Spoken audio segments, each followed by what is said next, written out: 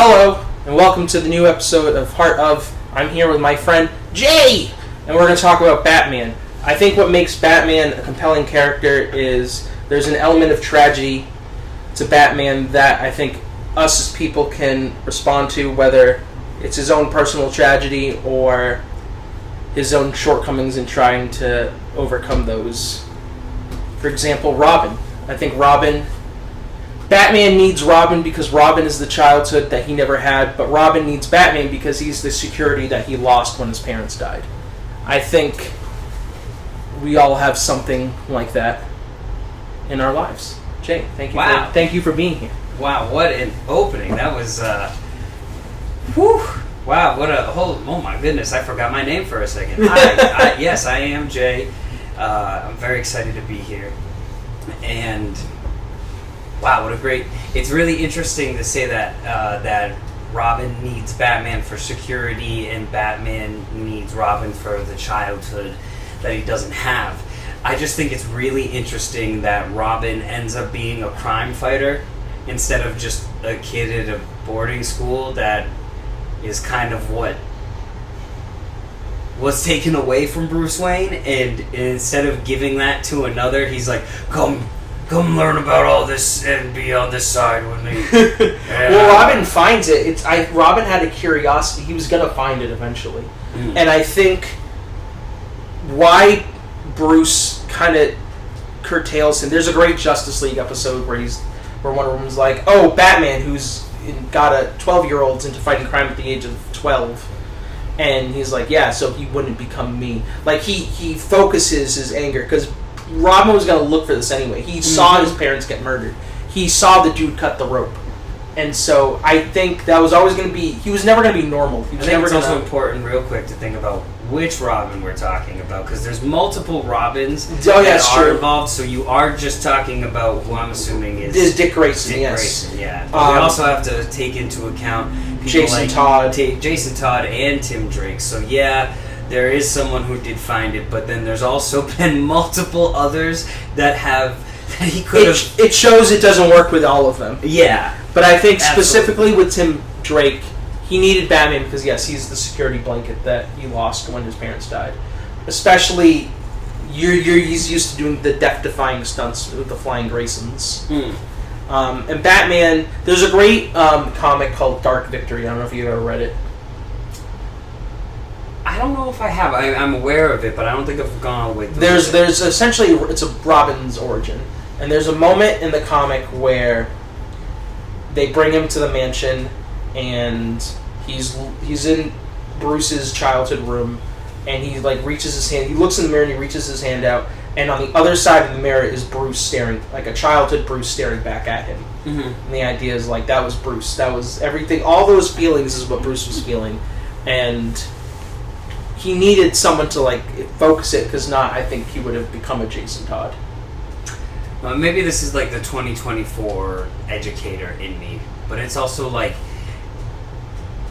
I wonder, with him extending his hand out, how much, yes, did he see of Bruce, his younger self, Bruce Wayne seeing his younger self, but then also it's how much did he want to navigate and give this kid what Bruce Wayne didn't have? And I'm is that what he was trying to give, in the sense of the only thing that he knew was this life, so that's what he was... I think Bruce is also ridiculously damaged, and...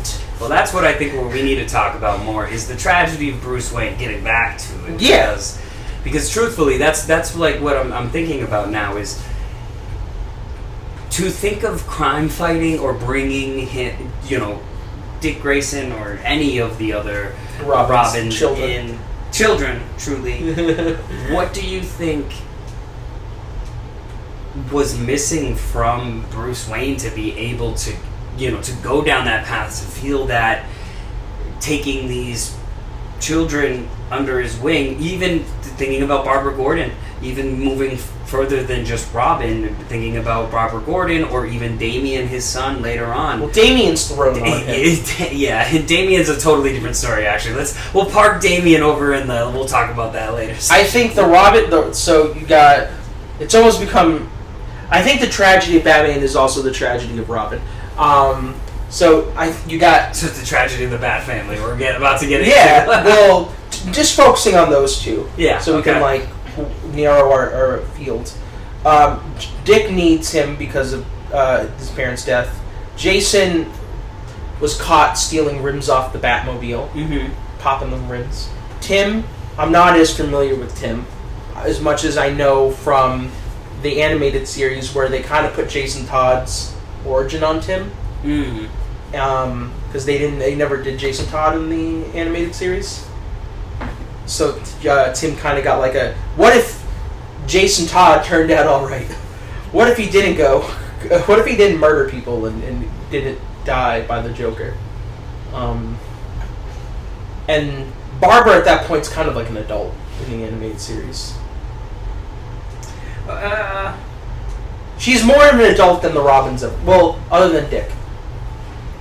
In the comics, Dick is a child, but in the animated series, they age him up, which I think was probably for the best.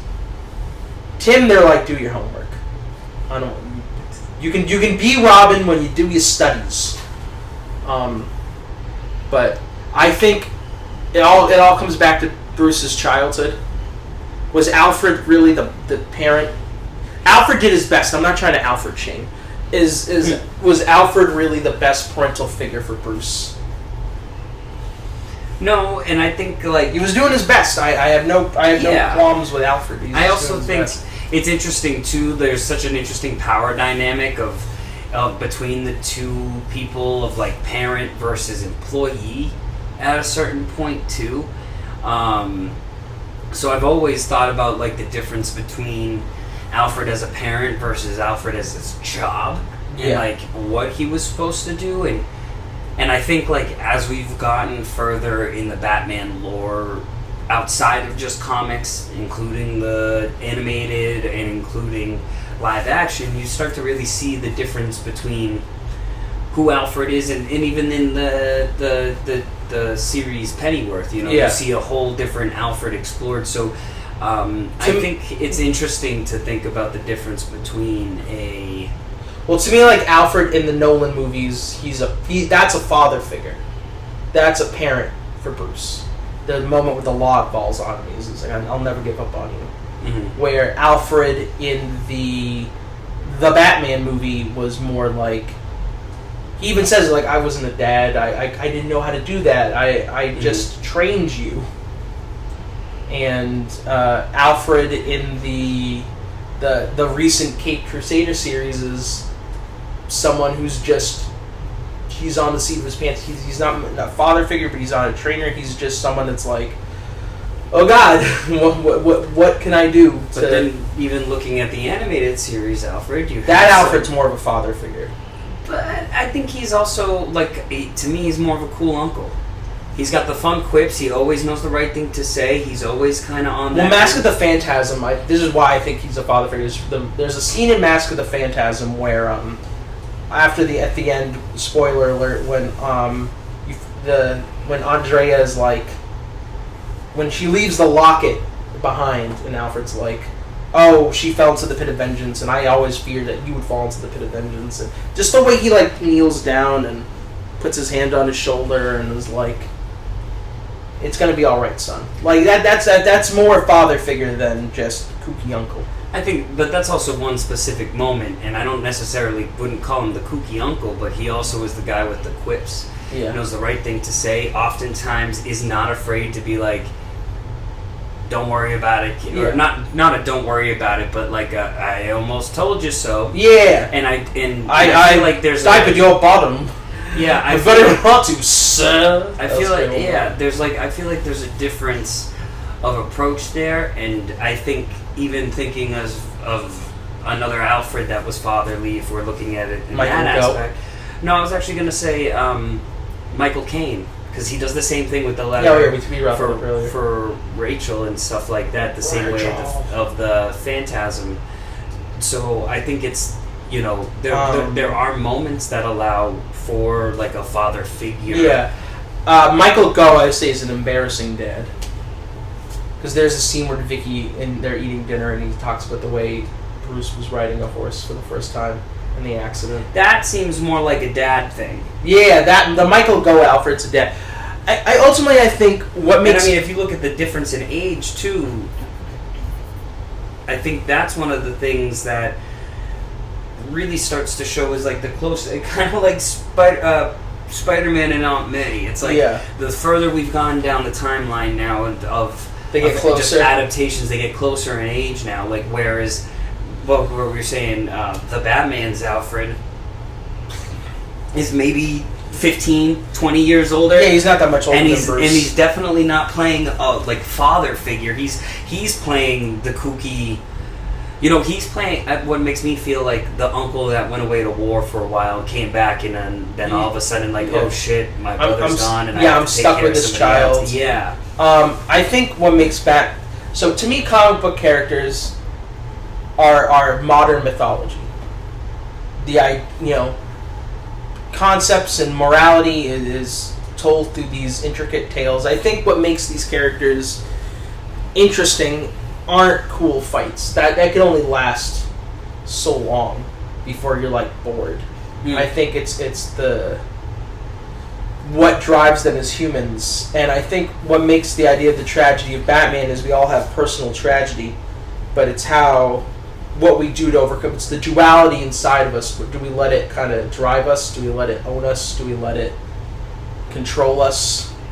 And Batman, I think what's so tragic about Batman is he has to, because Gotham is so corrupt, but he lets it become who he is. Instead of, this is just a tool I use. The real Bruce Wayne is Batman, and Bruce is the mask. It's so interesting because you could technically just say that Gotham corrupted him into becoming Batman because he didn't choose to be Batman. He made those choices but he literally these choices were only presented to him because Gotham made him take these choices. Yeah. Whereas, like, I've always wondered who Bruce Wayne would be if his parents didn't die. And, like, yeah, we get variants and we get X, Y, and Z, but honestly, we would probably just get a response to Iron Man from DC. And at that point, it's like they had to do certain things to make Iron Man more interesting. Yeah. I think, like, the choice that Batman makes because of what is taken from him is so interesting, and like I love the play on variants where you have Thomas Wayne, and like you're seeing what happens when Gotham corrupts people at a different age. You know, instead of a child, you saw what happened to Thomas and Martha, who were already established human beings. Yeah, to me, the opposite of Batman on the Marvel side is Daredevil, like losing the father, and then letting that like. Which is so funny because Matt Murdock, the real Matt Murdock is Daredevil, and the real Bruce Wayne is Batman. I think what makes heroes... Real quick, pause. If you think of Batman and Daredevil, they should really be switched. Like, because Matt Murdock has super hearing and can't see, he should be Batman. that's taking it very literal. And because Bruce Wayne is a rich billionaire who decides to throw his life on the line to be a vigilante, he's pretty much a Daredevil at that point. Well, what I like about the two is it's both in response to childhood trauma and that's and great. It was it's physical and emotional right there. Responses. For Daredevil, it's emotional. It's in terms of just the persona. When he was getting bullied, they would all yell at him, "Daredevil, Daredevil, Daredevil," in the Frank Miller run. And I mean, Frank Miller's really made Matt Murdock a special character. And then Batman, it's because he was deathly afraid of bats. And it's like, I'll use what scares me. When he's like bleed in year one, it was great. Also Frank Miller, when he's bleeding, and then like the bat bursts through the window. He's like, "That's it. That's the symbol. That's the symbol I'm going to use." And it's interesting too because I actually thought you were going to say something different. Whereas I was looking at the responses of Matt Murdock physically losing something, and having like the physical response of eyesight loss, and then the emotional response. Well, he still had his dad at that point when he lost his eyesight.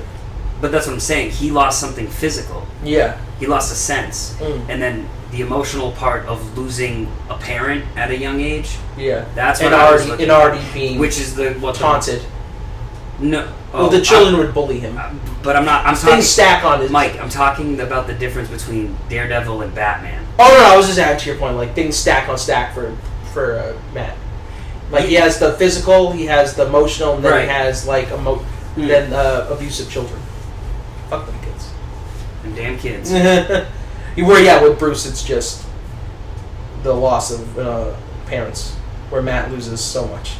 Yeah. And Matt has not nearly as much as Bruce does. So really, this is just tragedy of superheroes.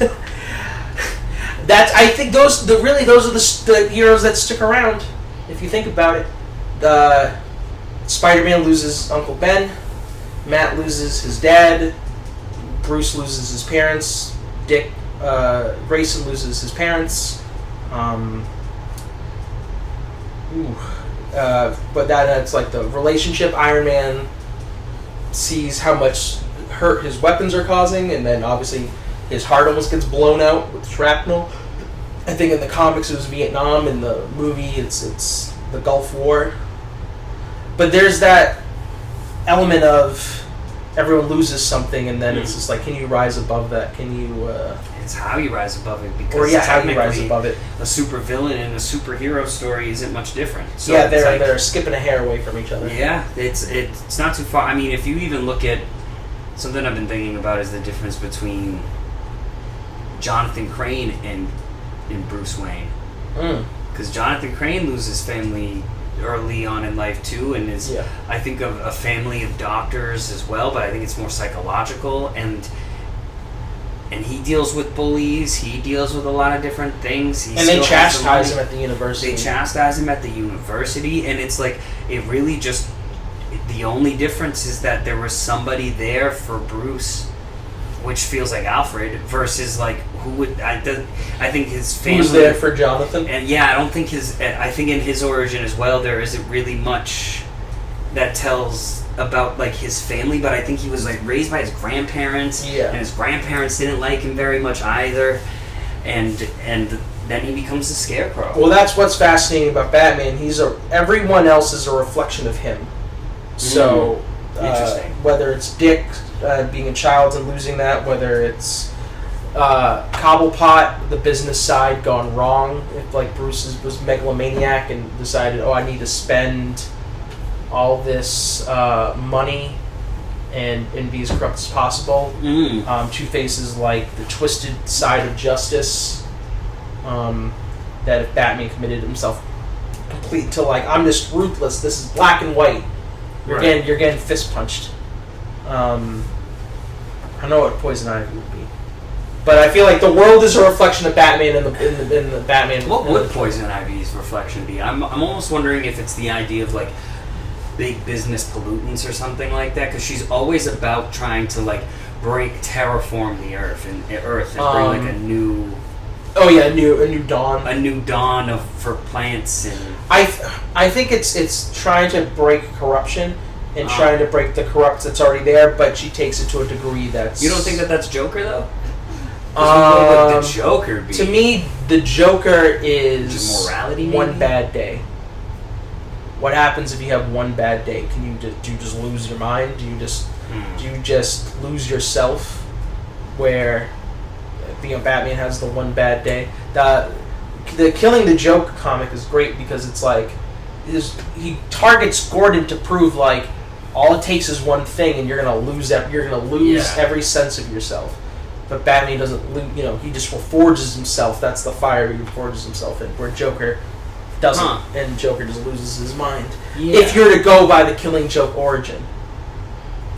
Well, and then it's so interesting to think about because of the tragic, like, or the theory that Joker gets killed in that comic. Yeah, well, here we are. We're talking about origins and like the tragedy ofs, right? And then here we like talking about the Joker.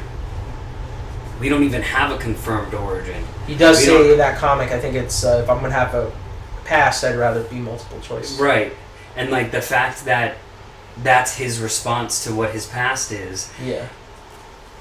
It is really interesting that he's the maybe even going further than the one bad day, it's just the antithesis of choice. Yeah. Like Joker, it seems like he's choosing to do these choices, Yeah. whereas Batman's also choosing to do those choices. It's like they like, it's always the One yin is and happy yang. but chaos, and the other is dour but hope. Right.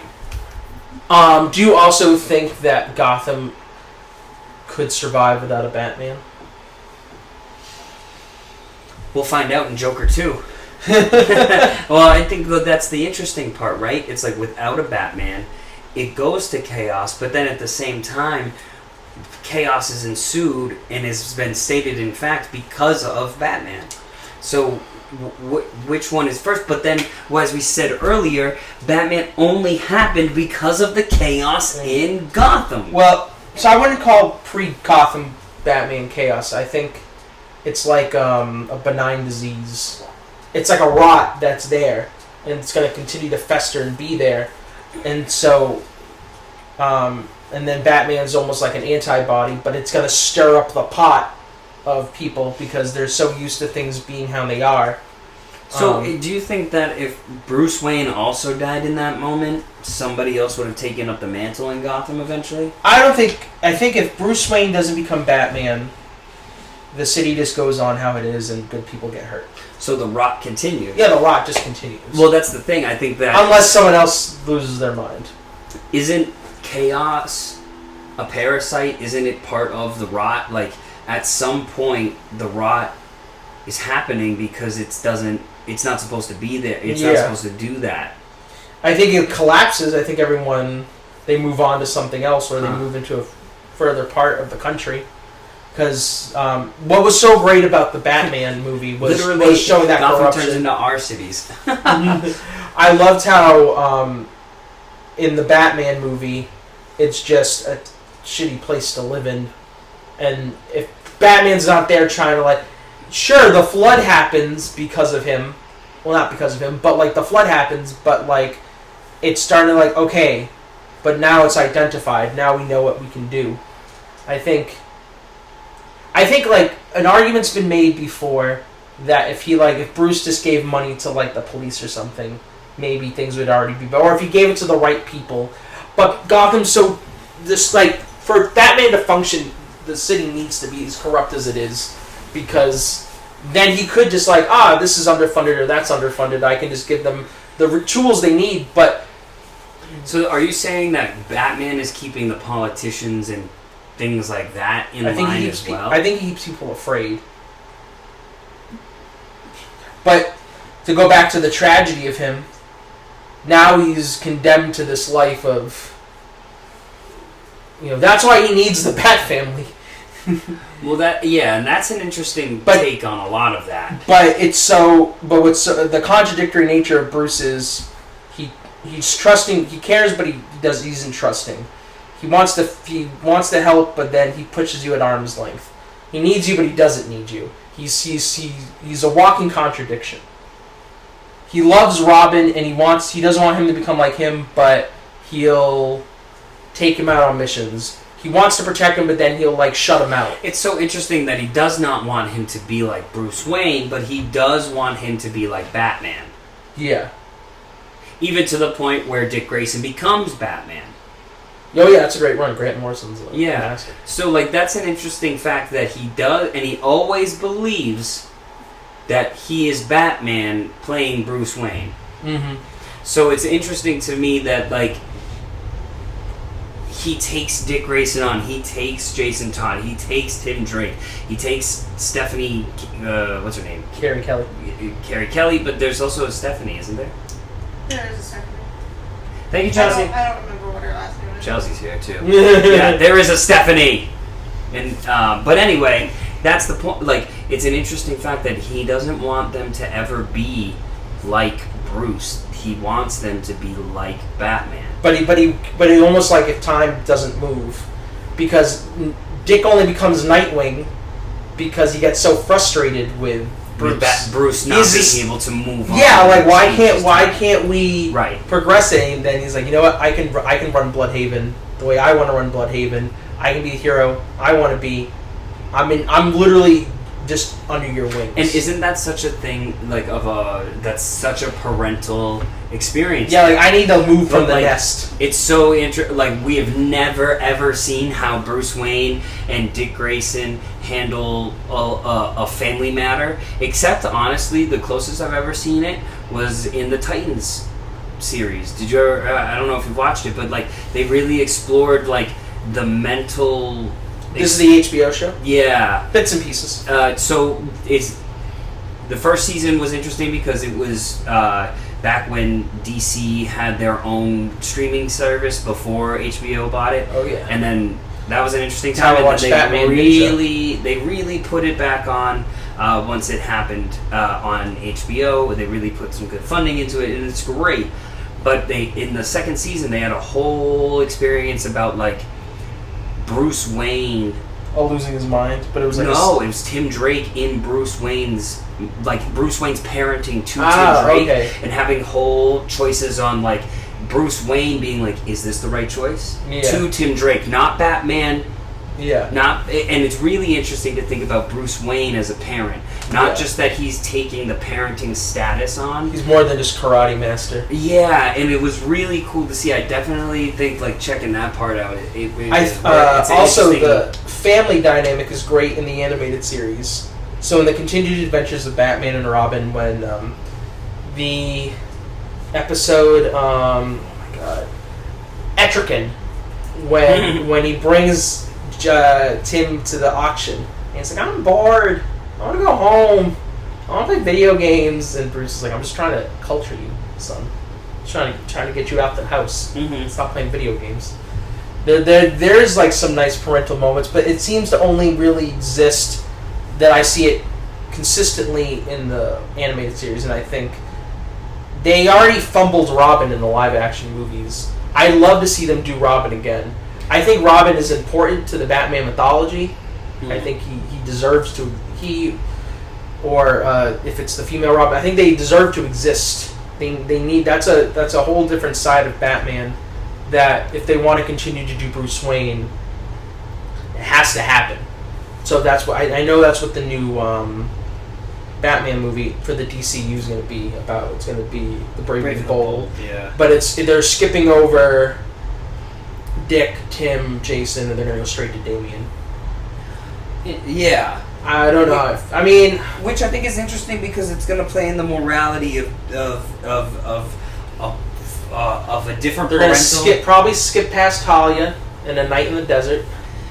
I think, yeah, well, that makes sense because, it's going to be a family film. Yeah. But I think the important thing about that is, like, you're not dealing with the adoptive side. Now you're dealing with actual blood, and I think, Yeah. I think the most reflective human being to Bruce Wayne is actually Damian. Because I think Damian incarnates who Bruce Wayne wants to be. Because Damian does not care. It all happens genetically. It's straight through. I know that he has. It's that whole moment with Talia in and then he has the whole.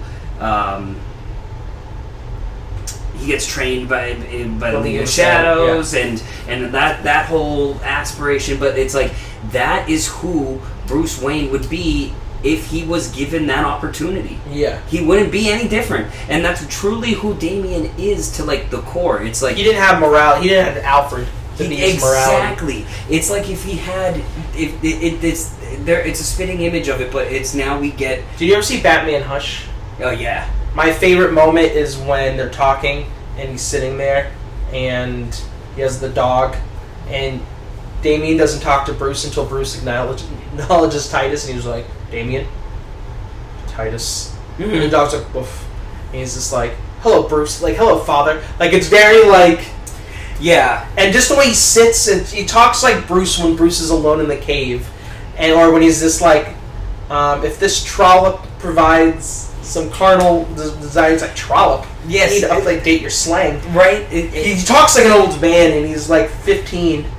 It's true. It's so interesting because I really do think of all the people that Bruce, like, he would always get a one way or another about Dick, about Jason, about Tim's choices. Yeah. And then you see someone like Damien who literally makes like probably the closest choice that to Bruce, because it's a genetic thing that he could ever make, and Bruce is still kind of like, he's not like unhappy in most cases, but he's also kind of like, that's kind of crazy, bro. Like, what are you doing? I always wondered what Thomas was like as a child.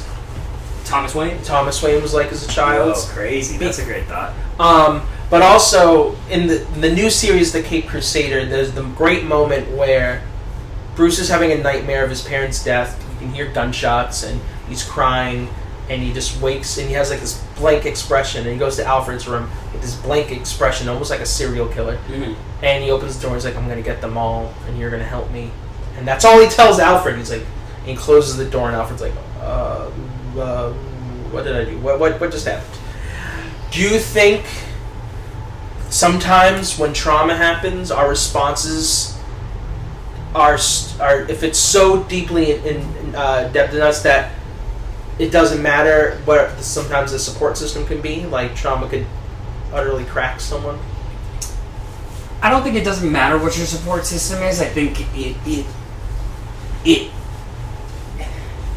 I think it matters what your support system is, because it has to be the right support system. Yeah. I think it doesn't mean any support system is the right one. Yeah. It can't just be any. Yeah. It has to be the right one, and without the right one, you'll probably get some form, some concoction, some random because like you think about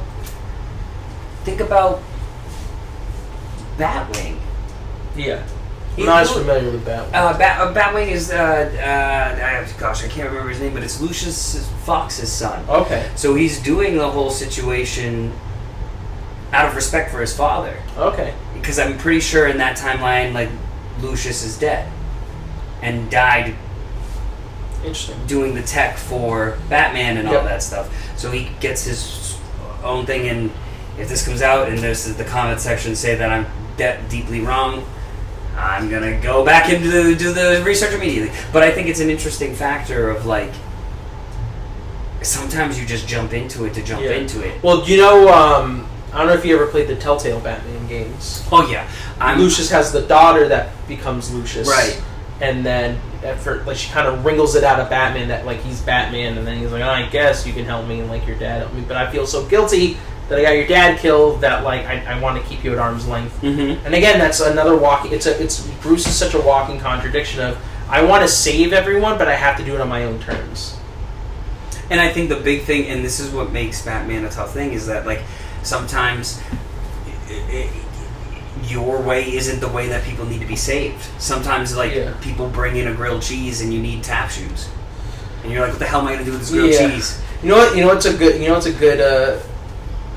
So in the new Spider-Man game, he gets the black suit, and a lot of what drives his connection to the suit and the symbiote is his guilt for Aunt May dying in the first game, and the idea like I can't save everyone, but he had like so he puts this extra guilt and burden on him of like I have to do everything myself, I have to save everyone.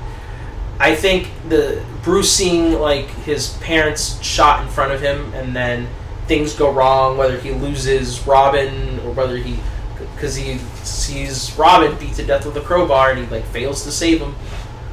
It's like after a while, like I think it only embeds him in his way, and the tragedy is like he goes further down this road. It's like I have to do everything myself because if I don't do it, no one's gonna get saved and everyone's gonna die, and he beats him. And I think we as people can beat ourselves, and I think that's something I jokingly have in common with Batman is like if I screw it up, then I'm like I did it. It's on my back. Let me give myself 20 lashes because I screwed everything up. Right. Well, I think it's interesting because on the flip side of that, as your friend, I don't know if I necessarily want to watch you give yourself 20 lashes, right? Yeah. So it's like reaching out. Maybe it's not worth 20 lashes. Maybe it's just worth a crisp high five, and we'll talk about it later. Yeah. Or it's even like hey man, that wasn't the right thing to do, but let's talk it out and we'll find the right way to do it. But you just going straight to the 20 lashings, I think is similar to Batman in the sense of like, everything's my fault because I came up with the plan and I'm the strategy, but I'm also the one that doesn't trust other people's plan. I need to have my own strategy because I also need to have the control. And it's like, that I feel like Batman does a lot of that stuff is because straight up, the two things that were supposed to be there by his side the whole time were ripped away from him, so he didn't have the opportunity to like... Batman and Robin is a trash movie, but there's a great moment when Alfred's like, what is Batman but an effort to master death? Ooh. I know, that line doesn't have any right to be in there. Oh, yeah, it's so sad, because that's a really great line, too. Yeah, and I feel like that's a constant fight that he has of trying to master death. Yeah. In every comic, from like Elseworld comics to ones that are one-offs, he's always going against the idea of death, and I think it's because he was introduced to death at such an early age. Yeah. That he saw a lot, and I think that's why like having the support system of Alfred is so important. Yeah. And that's and why Lucius, and that's why Thomas Wayne, even in that variant, ends up having Alfred. And I'm only thinking of Thomas Wayne because he's the only other Batman besides Bruce Wayne and a descendant of Bruce Wayne that I can think of. Is that true on your end too? When I think of like a variant of Bruce, I think of Thomas. I think he's because really the only he other shoots one. people. He's so out of it. Yeah. And what also is interesting about the Thomas variant is Martha's Joker. The Joker, and spoiler alert. That's a great run. God, the way that Flashpoint. happens because of the way that Bruce. I won't say how the smile is made for those who haven't read it yet, but once you read it and you see what the smile is, it's insane, and I think that that's an important factor too, because if you look at Thomas resists being Batman for so long, so it's interesting that you get an older Batman or an older human making these choices as Batman, and then you and while that time of him resisting Batman, you slowly watch Martha slip into absolute madness. I think Thomas's Batman is one step away from Bruce's Dark Knight Returns Batman. Because that Batman also used guns. He had the rubber bullets. He had the tank. It's not. He says rubber bullets. I swear. And I also think like the closest version to that, those two, if we're looking at another, is the Batfleck Batman. Yeah. Batfleck. That's a Batman that like lost everything. That's my favorite Batman, honestly. I liked the Joker suit. In the Joker suit in the Batcave in that movie. Yeah. The ha ha ha ha joke's on you. Yeah. And I like, it's weird how he looks at it. Like, he feels like he can't do anything unless he's in the suit. Because remember the scene when he's like, I'm going to go to Lex's, and Alfred's like, I need to be the Bat, and he's like, no you don't, you can just be Bruce Wayne, go in there.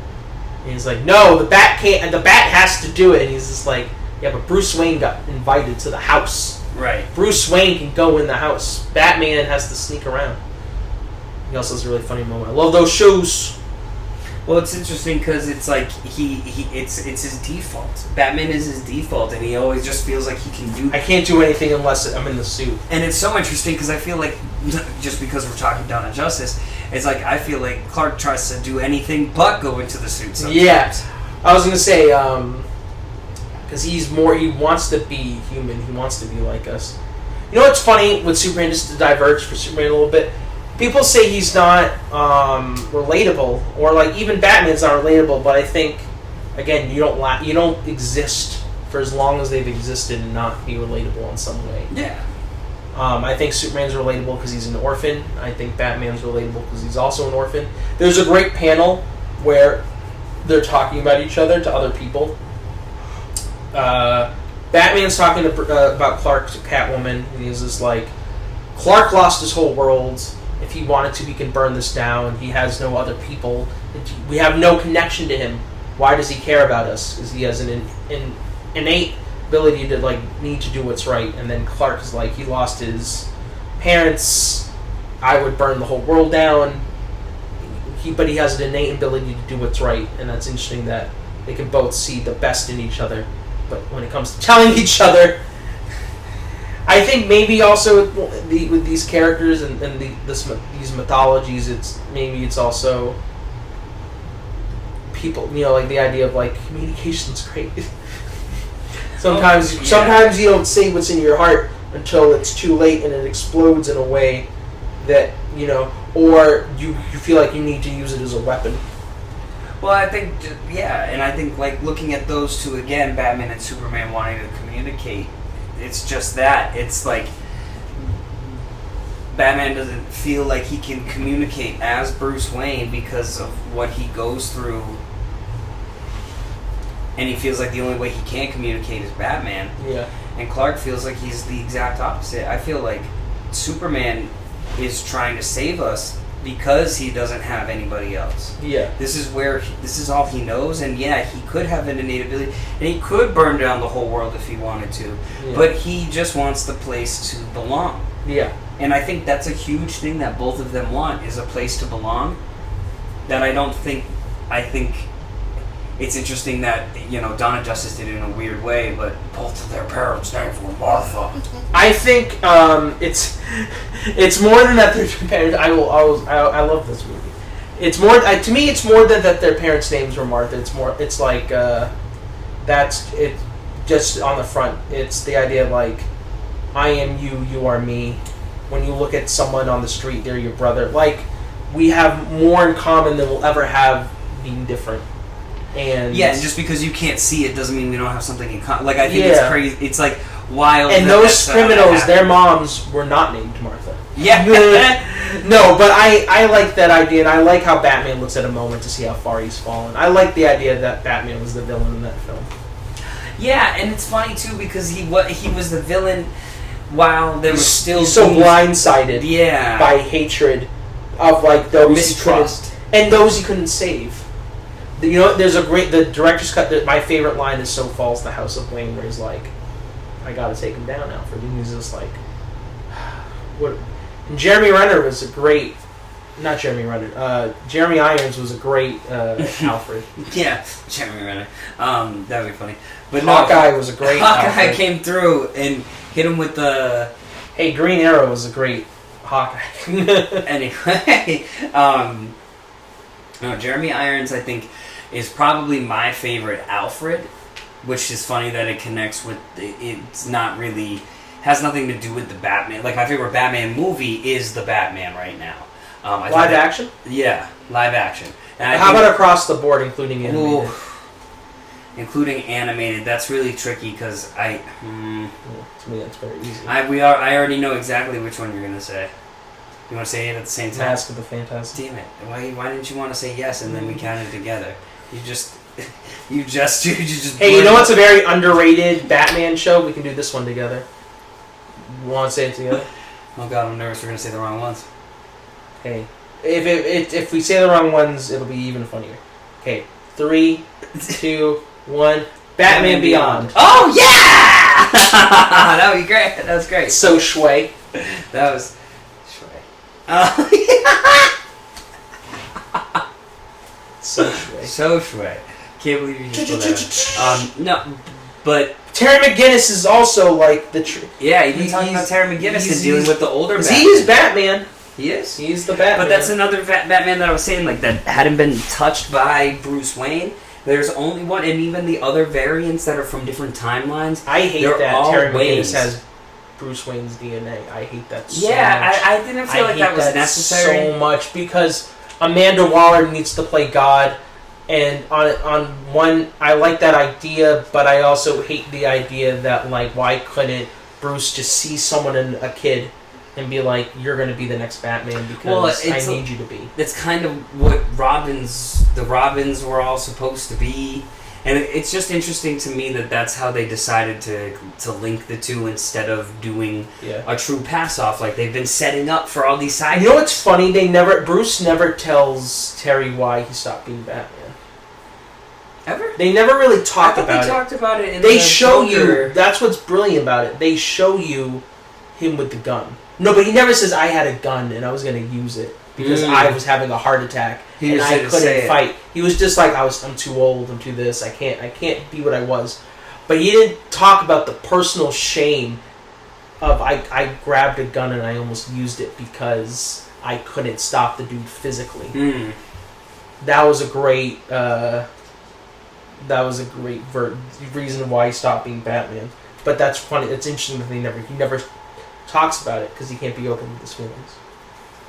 Well, yeah, circling back 100%, and that's part of the tragedy of Batman, folks, is that Batman can't communicate. He can't communicate. He but very much cares about people, but he can't communicate. He's a walking on, and the thing is, they do need him, and he needs everyone else. Yeah, as much as he is, and it's interesting. Is Hush the contingency plan one? No, it's Doom. Doom, yes. I think of Doom sometimes because what's the line when the Justice League finds out and they're all pissed He's at like, him? oh, Superman says, you had a way to stop every one of us if we had gone bad, but what's there to stop you? And he says, the Justice League. Yeah. And I think that that's a really important factor. He's the deadliest one. He is the because he's deadliest human. one. There's a great JLA comic that was written by Grant Morrison, and this like discount Justice League shows up, and they start to take out the Justice League, and you find out they're white Martians, and they can't find Batman, and they incapacitate everyone else, and Batman's like kind of figures out that they're white Martians, and so he's there like, oh, he's just a man, what can he do? And they find one of them strung up in a circle of fire with a card that says, I know what you are. And because their weakness is fire, he like encircles them in fire and cracks his knuckles and he's like, let's dance. And it's such a dope moment for Batman. I love that. Yeah. Sorry, I was trying to No, think of the fact that what to bring it back to, because we were just talking about the Doom policy and like the fact that Justice League. But the fact that he's dangerous, but he knows that like the contingency plan is everyone else. And then for the Kill the Suicide Squad game, it's essentially the same contingency plan. Oh, interesting. That like, hey, I haven't played that you're yet. gonna have to take me out because I was compromised. Well, this has been a great episode of The Heart of. I think what makes Batman special is the ability to overcome and rise from trauma, and I think we talked about a lot of interesting stuff. Thank you for spending time with us, and I hope you have a good day. Bye, y'all. Bye.